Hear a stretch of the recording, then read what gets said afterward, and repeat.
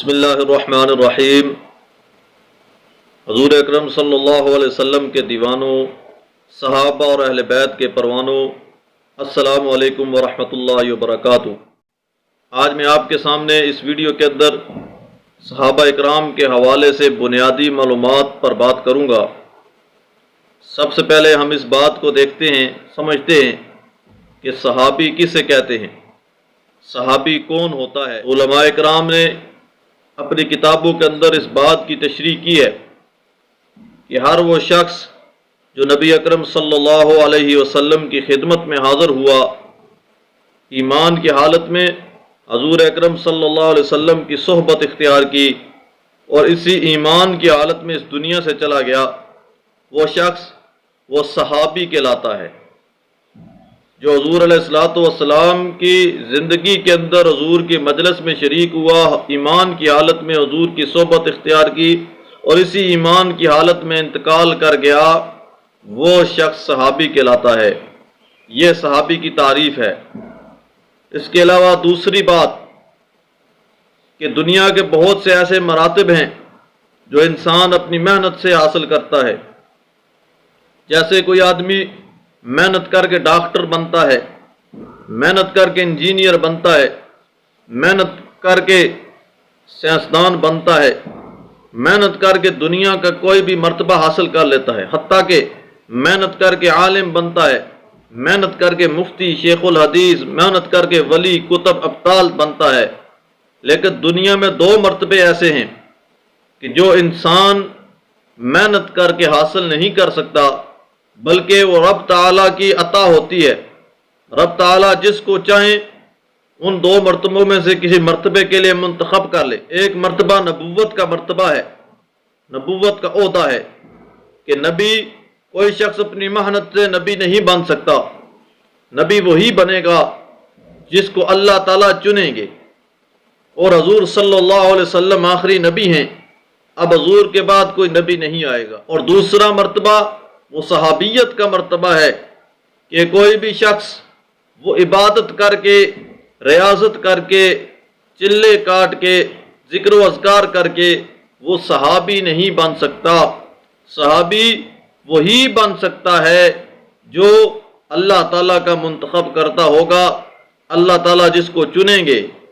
لہذا یہ دو مرتبے ایسے ہیں کہ جو اللہ تعالیٰ کی طرف سے عطا کیے جاتے ہیں۔ نبی بھی اللہ کی طرف سے بنایا جاتا ہے اور صحابی بھی اللہ کی طرف سے چنا جاتا ہے۔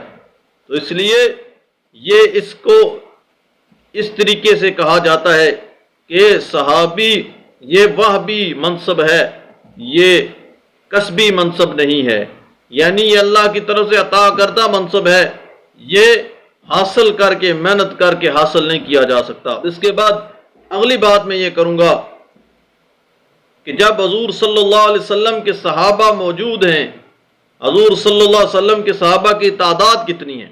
تو حضور صلی اللہ علیہ وسلم کے صحابہ کی تعداد یہ 1,44,000 ہے، کم و بیش۔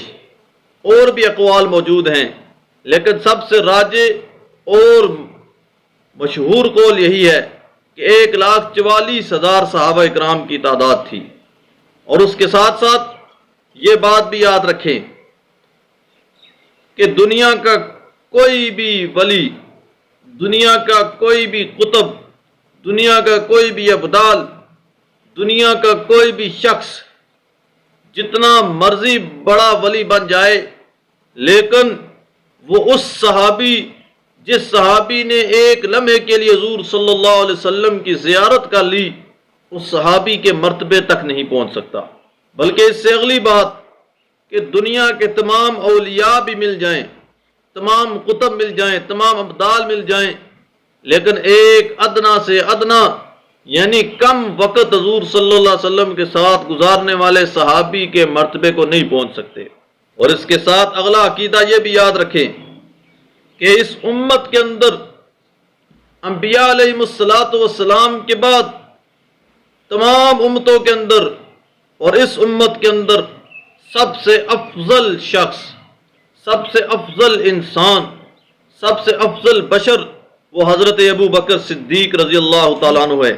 یہ اہل سنت والجماعت کا عقیدہ اور نظریہ ہے، اور اس کے ساتھ ساتھ اس امت اور دیگر تمام امتوں میں انبیاء علیہ السلام کے بعد دوسرے نمبر پر سب سے افضل انسان وہ حضرت عمر فاروق ہے، تیسرے نمبر پر حضرت عثمان غنی ہیں، چوتھے نمبر پر حضرت علی المرتضیٰ ہے۔ اہل سنت کو یہ عقیدے اور نظریے یاد رکھنے چاہیے۔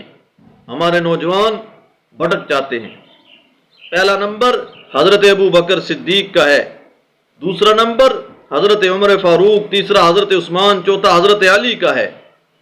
یہ خلافت کی ترتیب بھی ہے، یہ فضیلت کی ترتیب بھی ہے، اور اس کے ساتھ ساتھ پھر اس کے بعد عشرہ مبشرہ صحابہ ہیں، 10 صحابہ ایسے جن کو حضور صلی اللہ علیہ وسلم نے ایک ہی مجلس کے اندر جنت کی بشارت دی، ان کو عشرہ مبشرہ کہا جاتا ہے، جن میں 4 خلفائے راشدین ہیں، ان کے علاوہ 6 اور صحابہ ہیں۔ یہ تمام جماعت صحابہ میں خلفائے راشدین کے بعد سب سے افضل ہیں۔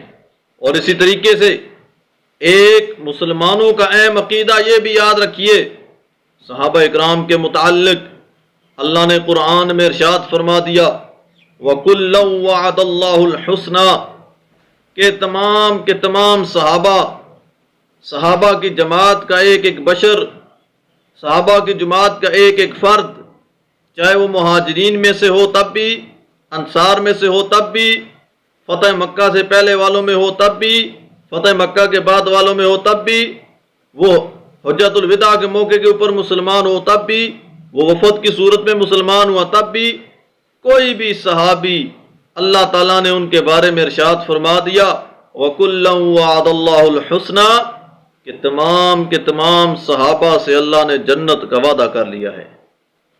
تو تمام کے تمام صحابہ جنتی ہیں، تمام کے تمام صحابہ مغفور ہیں، تمام کے تمام صحابہ محفوظ ہیں۔